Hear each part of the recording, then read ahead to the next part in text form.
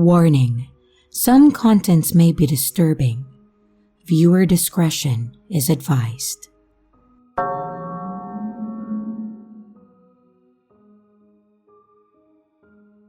This happened back in December, about a week before Christmas. I'm a 32-year-old guy and a 9-year veteran of the Navy, currently using my GI Bill to go to college in Idaho. I'm so busy with school and work, so I don't have time to go out and socialize often. So, I have to rely on a lot of apps to go on dates. I matched with this really cute girl around my age. We had a good convo, and then we scheduled a date. It was at a bar restaurant not far from either of us to drive, so it was perfect. She was very pretty in person, and we got along great. During our conversation, I found out that she worked in a non-cop role at the police station, like a receptionist essentially. I also learned that she had a roommate, whom she said was out of town for the holidays. She added that she hated being alone because she had a crazy ex-boyfriend who stalked her. I was a little uneasy at that and told her as much, and she said that he's harmless, so I kinda let it go. We had a few more drinks and were there for about another hour, and at her suggestion, she said that we should go back to her place. And I wasn't going to argue if she was hot. She then insisted on driving, and I told her that I was fine. She said no, that I had been drinking, and that she saw too many DUIs at her job. I got what she was saying, but I only had 2 gin and tonics, and I was fine. But again, she insisted. I thought that it was weird, but I didn't really care much. We went to her house, and we walked up and then just opened the door. She didn't unlock it. It was already open, which I found very, very odd because she said that she had a stalker and that her roommate was gone. She started feeding her cat, and as she was doing that, I saw a bowl of cereal on the kitchen counter. I touched it, and it was still cold, like it hadn't been there for a while. The cereal wasn't soggy either. I could see clearly that it was Frosted Flakes. The cereal hadn't even been in there long enough for the milk to take the frosting off, so I knew that it wasn't old. I asked her whose it was, and she hesitated and said that she ate a snack before heading to the bar. It just didn't make sense, and before I could say anything, she just kissed me and put her arms around me seductively and said for me to take her to her room.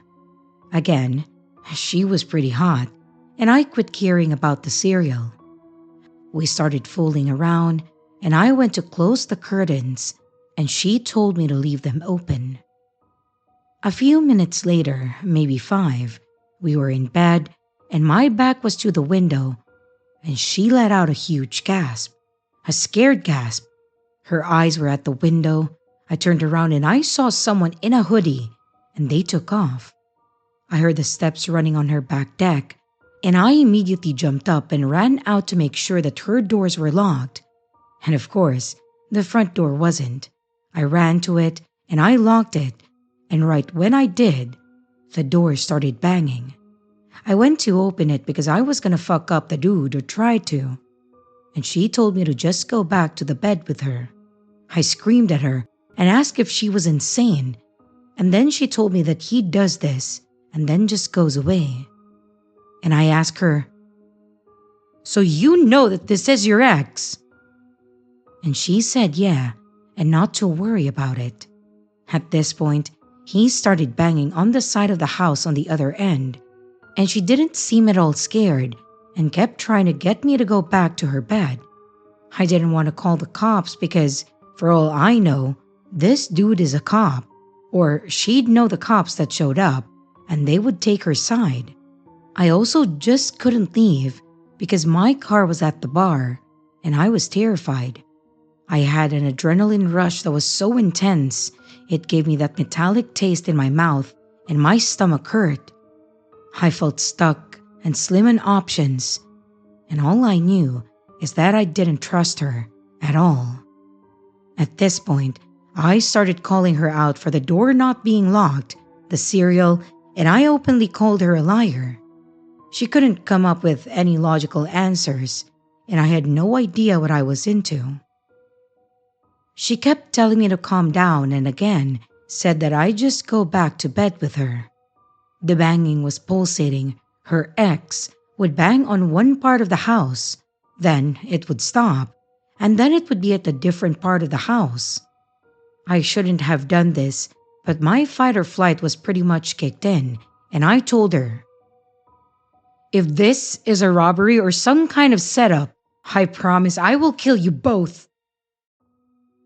I am not a hard ass or anything, but my fear told me to let her know that no matter what it was, they'd have a fight on their hands.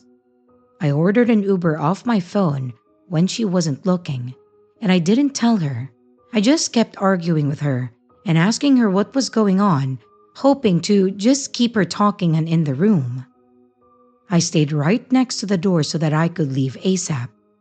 Luckily, I never got my pants off, and my jacket and shoes were right by the door, so I was able to get dressed. The Uber showed up pretty quickly, thankfully, but the banging was on the front part of the house by the front window, not 10 feet from the door. And without saying anything, I just opened her door and I ran out as fast as I could.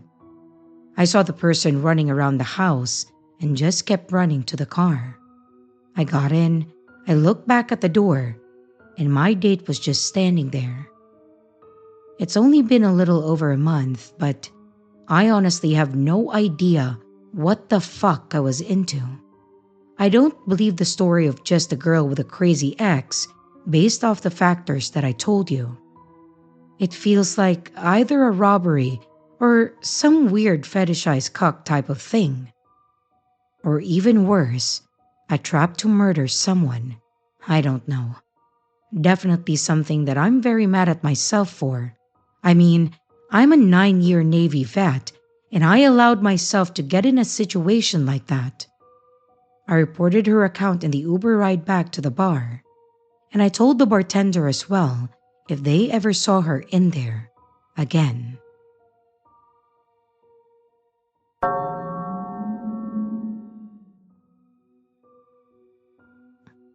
When I was in my last year of university, I met a guy named Mark in one of my classes. He wasn't the loud type. He was kind of shy, but he had this charm that made you want to know more about him. We started chatting after class, and soon, one thing led to another, and we were spending a lot of time together. We had coffee dates, study sessions, and sometimes we went out on weekends. It felt nice, like it could be more than a casual thing. But there was this one thing that bugged me. Even though we were getting so close, Mark never introduced me to a single one of his friends or family. It felt really odd. I had shared my life with him and brought him into my world, but it felt like he was keeping me out of a big part of his life. At first, I tried not to let it bother me. I told myself that he might be shy or just waiting for the right moment. But as the weeks turned into months, I couldn't stop thinking about it. Was he ashamed of me? Or was there someone else that he didn't want to know about us? I just couldn't help but wonder. Then, something happened that changed everything. One evening, while we were hanging out at his place, I noticed the pattern he used to unlock his phone. I wasn't trying to snoop, it was just a quick glance while he was holding it, but the thought of what secrets might be on that phone stuck with me. A couple of days later, we were just relaxing on the couch, him reading a book, and me pretending to watch TV, when he got up to use the bathroom. He left his phone right there on the coffee table, and my heart started pounding. I knew that I shouldn't, but the temptation was too strong. I picked up his phone and I entered the pattern. It worked. I felt the mix of guilt and relief as I went straight to his messages. I was searching for any sign of another woman. But I found nothing unusual, just chats with classmates and family.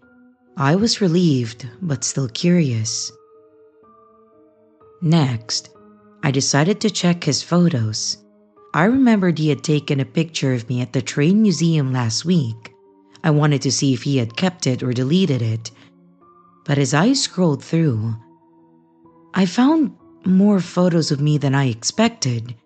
Some I knew he had taken, but the others were a surprise. Pictures of me at places where I didn't remember him taking any photos. But the biggest shock was when I saw older photos. And when I say older, I mean long ago.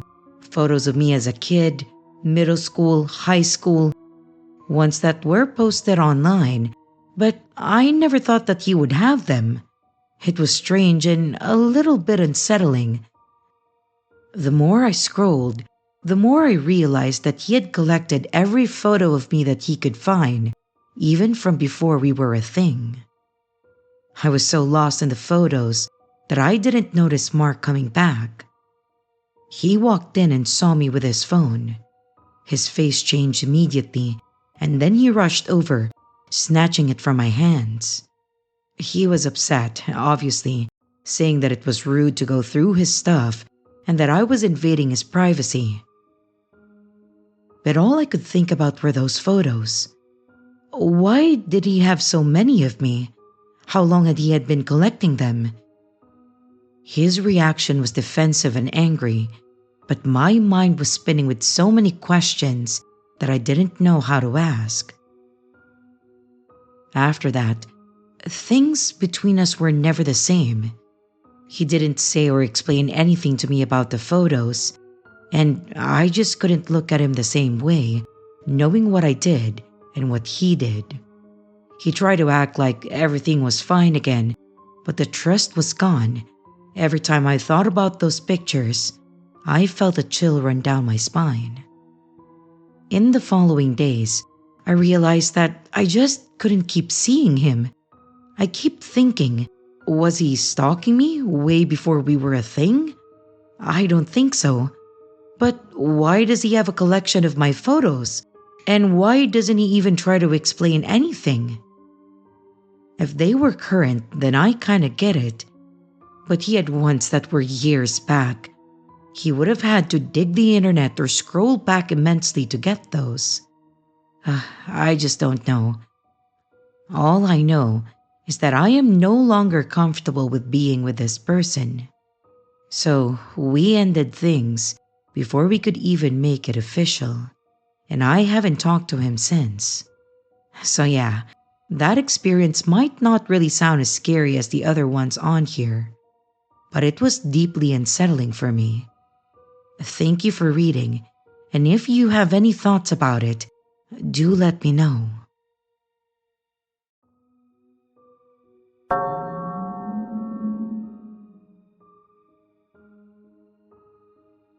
I have never been one for dances, but when sophomore year rolled around, I found myself swept up in the excitement for our high school's dance. For those who don't know, it's the dance where girls ask the guys, shaking up the usual tradition. I was a shy, awkward 14-year-old with a love for anime and manga, and I wanted to make a bold move for once. There was this guy, Roger, in our school who seemed to share my interest. We hardly spoke, but I knew him through some mutual friends. He was quiet, almost invisible in the bustling halls of our school, which somehow made him seem safe. With a burst of courage, I asked him to the dance. In my naivety, I thought that it would be nothing more than a fun night out with friends. Roger agreed. There was a shy smile spreading across his face. We decided to meet at the dance, each of us joining with our respective groups of friends. I was nervous, but I was excited about what felt like a small adventure into the unknown. A few hours after asking him, I got this long, heartfelt message on Facebook. Roger confessed that he had always had a crush on me, describing my beauty in overly poetic terms that made me kinda cringe. He ended up by asking if I'd be his girlfriend. I didn't know how to handle it, especially since I barely knew him, but the pressure of my own awkwardness made me say yes. Well, that was the first misstep into what would become a distressing chapter of my life. That night, Roger called me. It was our first real conversation. I learned more about him than I bargained for. He was incredibly emotional, crying over minor grievances and claiming everyone was against him.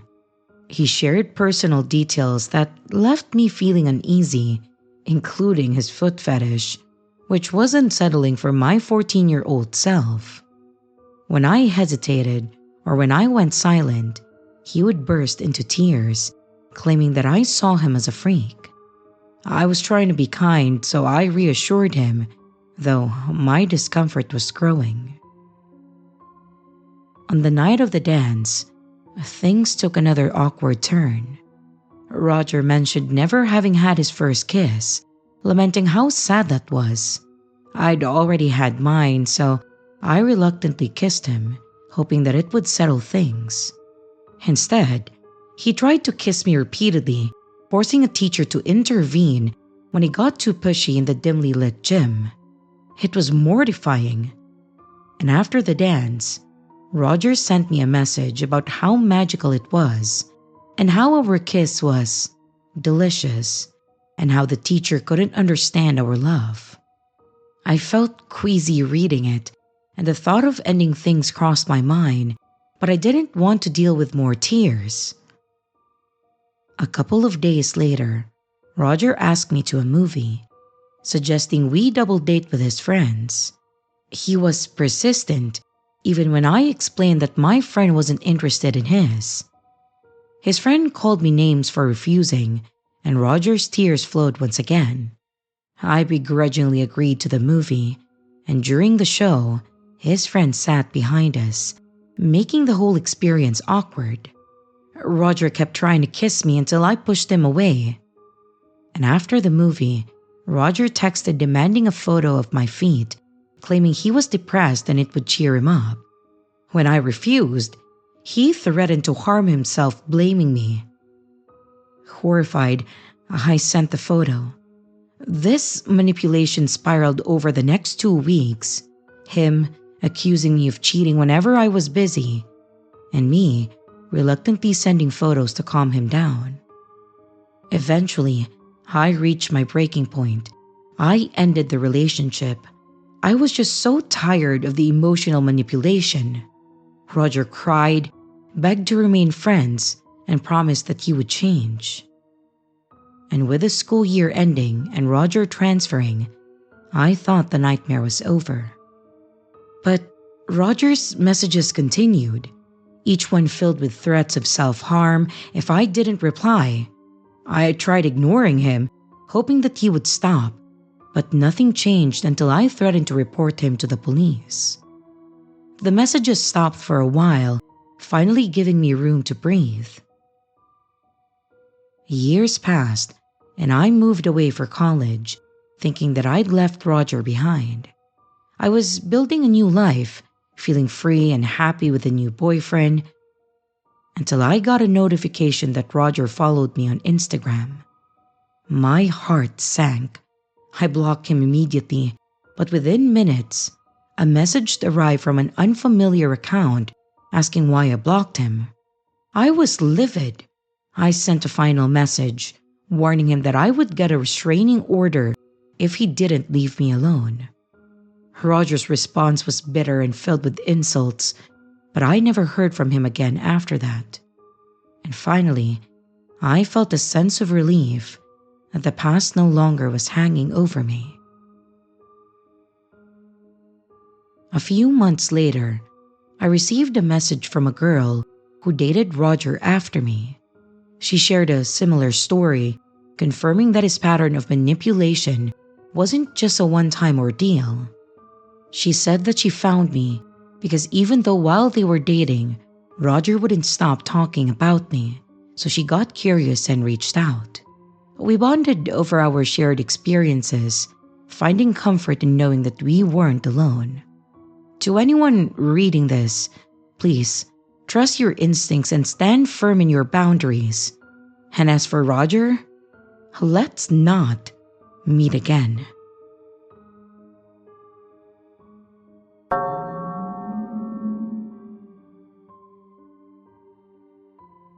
So I am 24 and male, and I have been branching out a little in my dating practices.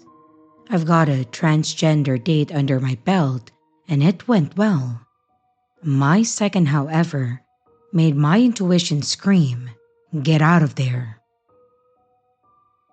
I was out Ubering food late one night, and when I was done, I decided to try and hook up while I was in the city, away from my rural home. My attempts on Grindr for a meet were unsuccessful, but I wasn't quite ready to give up yet, so I went to Tammy and I started swiping. First swipe of the day was the lucky one, or so I had thought. At 4 a.m., I get a few messages that go like this. "Come chill, I'm bored. We can go with the flow and get to know each other." Number and home address: McKees Rocks, Pittsburgh, PA. It was unnervingly forward, but I thought that I would take a chance and I texted the number. "Hey, you still up?" She answered, "Yeah, come, talk chill." "Have you had coffee or breakfast yet?" "Nope." "Okay, would you like to get some?" "I don't know, maybe." "It's gonna be a 30-minute drive, so would you like to talk over the phone?" "I'm gonna go shower, but after I will." I get within 10 minutes of the address and I get a text. "Hi, I need 15 more minutes. Why don't you bring something with you?" That's fine so far, but I didn't get to talk to them and get a sense of who they are. So, I take my knife and I carry it appendix style. I circle around the block to scope and to find parking, preferably close in case I need to nope the fuck out of there. Someone had just parked on the street in front of the location and sat in their car. I waited out a bit and they never got out. I then gained the courage to go to the door, mentally prepared for shit to go down. I knock and the door opens. And I didn't recognize the person who opened the door. I told them who I'm here to see, and then they let me in, directing me to the door to my left. And the guy then stands between me and the exit and says, "Come on, man, what the fuck?" And as if on cue, another man enters the building and they go upstairs. I think this was the man who parked in the spot and then never got out.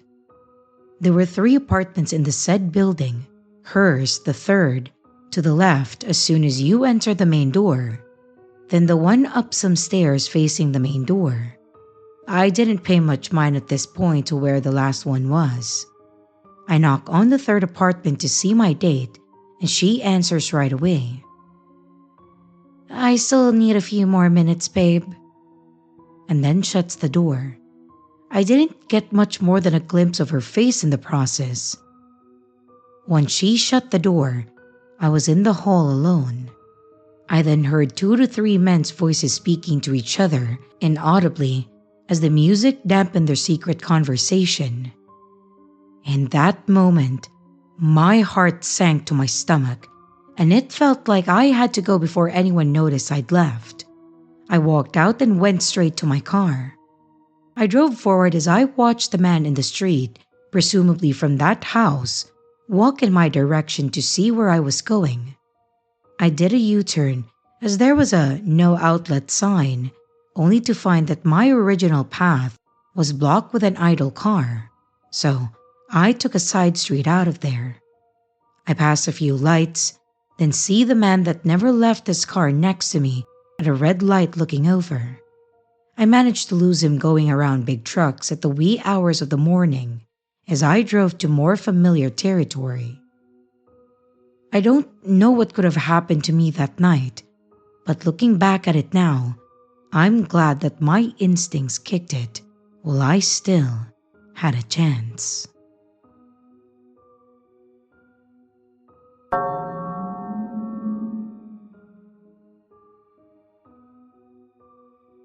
Hi everyone, I'm 23 and female. After reading a lot of stories on here, I've decided to finally post one of my own. I met a guy named Evan through a friend of ours, and at first, everything seemed great. He was charming, easy to talk to, and we hit it off quickly. He was around 6 foot tall and had wavy black hair. He was nice and he was sweet, and it felt great to have someone who understood me, and we soon became close. It was one of those relationships that started fast and felt really good. So after a couple of dates together, we decided to make it official. One weekend, we decided to go to a party together. We were enjoying ourselves, laughing and dancing, just having a good time. It was nice to be out with him, surrounded by friends and good music. Everything felt perfect until I bumped into a mutual friend, Tom, who was also at the party.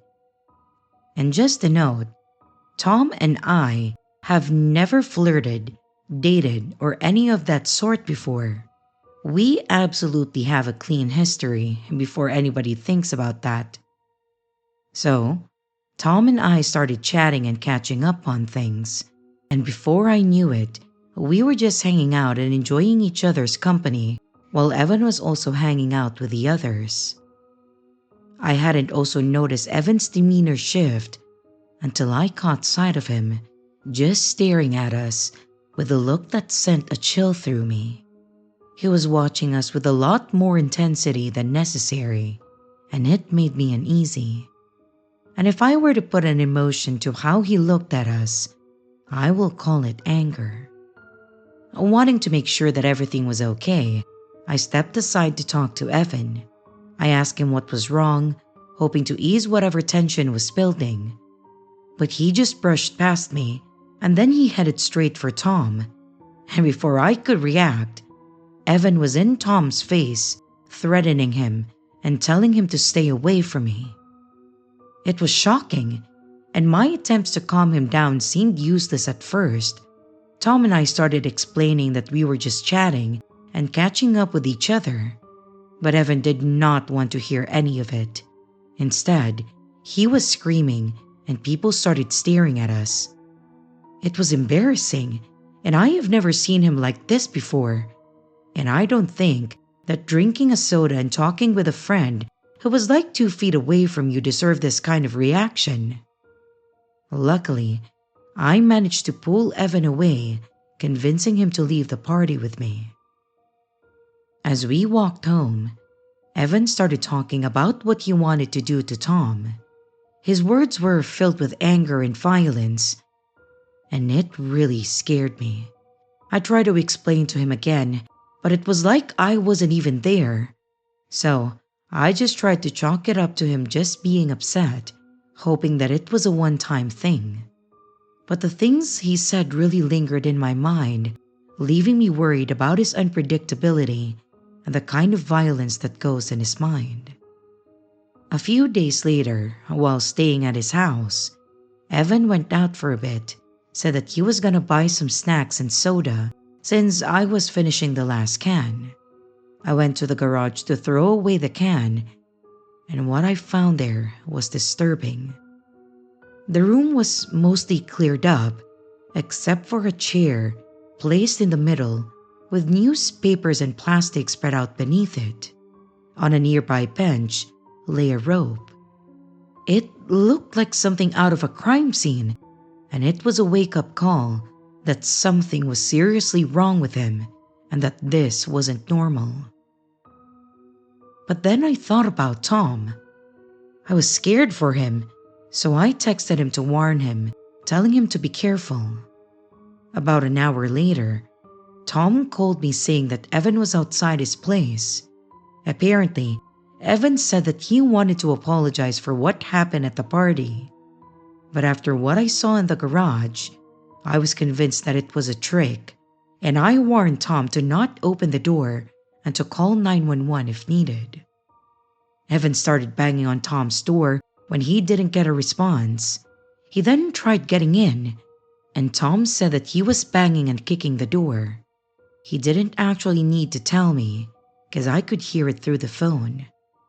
Thankfully, Tom threatened to call the police, and eventually Evan left. That incident was enough for me to realize that I needed to end things with Evan. I collected all my things from his house, though it wasn't a lot, and then I left. I broke up with him shortly after through text and I blocked his number. I know that was not the best way to do it, but I did not want to see him anymore. I was scared of him. But now it was finally over, right? Wrong. He didn't take it well, and not long after, he showed up at my door, banging and demanding to see me. I told him to leave me alone, and I said that I would call the cops if he didn't. But unlike at Tom's place, Evan refused to back down. He kept at it, and I was scared about what he might do. But then, my dad came home. My dad is not a small man. He's not really into fighting, but his presence alone is enough to intimidate someone. He pulled into the driveway and then he saw what was happening. He stepped out and confronted Evan, who finally decided to leave. After that, my dad came inside and asked me what was going on, and I explained everything to him, and he told me firmly to stay away from Evan. He didn't have to tell me twice. Since then, Evan hasn't bothered me. I think the confrontation with my dad scared him a bit, but we will never know. So I have been careful. I try not to be alone, and I try to stick with groups when I think there's a chance that I might run into Evan. It's really unsettling to think how quickly things changed and how someone can hide their true nature until it's almost too late. I hope he doesn't bother me again, but I will update you if something else happens. Please, if you see red flags from someone, don't walk away. Run.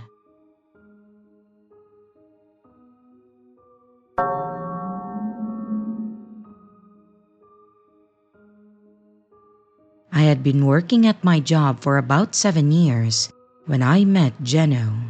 He was super quiet and didn't ever talk. Geno was about 6 foot tall and probably 150 to 175 pounds. He was always tan, with a bowl-shaped haircut, and he kept to himself at breaks. But he was one of the best selectors that I have ever had. He never made a mistake, and he was friendly when I did speak with him. Throughout his first year, we slowly began speaking more and more, and we had become friends. He was always listening to country music as he worked, and it drove me nuts. We worked in a dry food warehouse. Sometimes, if I was a few aisles over and I could hear his country playing, I would yell, "Turn that shit off!" To which he would yell back, "Fuck you!" And it was all in good fun. As we became better friends, he would tell me stories at the bar after work about sneaking into his girlfriend's house and having sex with her. Geno was 21 and this girl was quite a bit younger, maybe 16 or 17. I thought that it was a little strange, but Geno was a little strange anyway. To be totally honest, I don't think he was all there. He had trouble pronouncing certain words that were quite common, and he couldn't add or subtract very well and seemed maybe a little slow. Maybe he just had a learning disability. Jeno started coming over to my place after work, and we would get online and play Gears of War just for hours while drinking some beers. He would also come to shows to watch the band that I was in play. We really did normal shit guys in their 20s too. After a couple of years hanging out and getting to know each other better, I finally met Jeno's girlfriend, Tabitha. She was cute and definitely smitten with Jeno, although she didn't really talk much. Well, at least while Jeno was around. She spoke to my wife in the kitchen while Jeno and I played some Gears. Jeno let me know that Tabby, as he called her, was pregnant. I was shocked, but he seemed to be pretty happy about it, and she was as well. At this point, they had been together for quite some time. Fast forward to 2012, I had had my first child in 2010, and Jeno's child was probably about 4 at this time.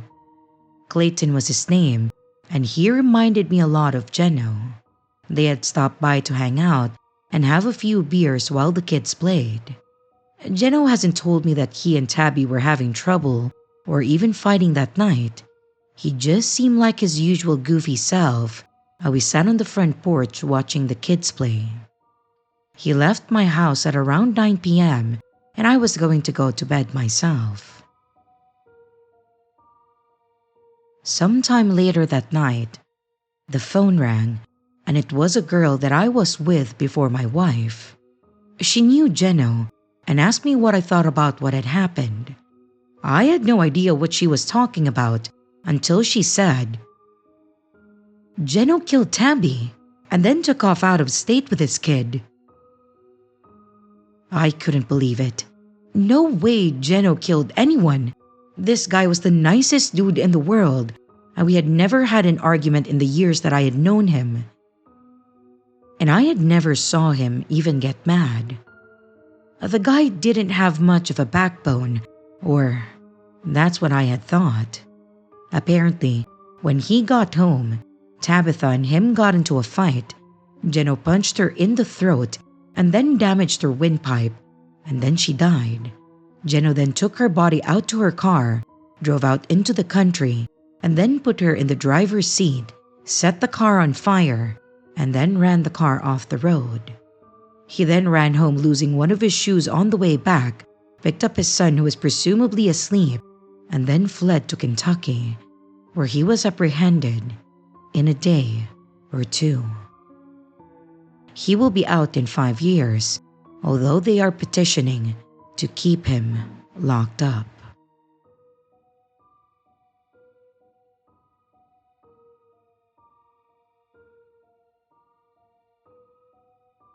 And here's the riddle for this video.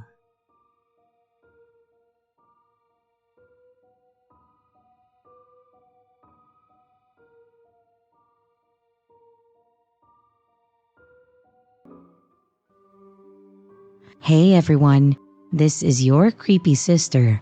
Thank you so much for watching the video. I do hope you enjoyed it.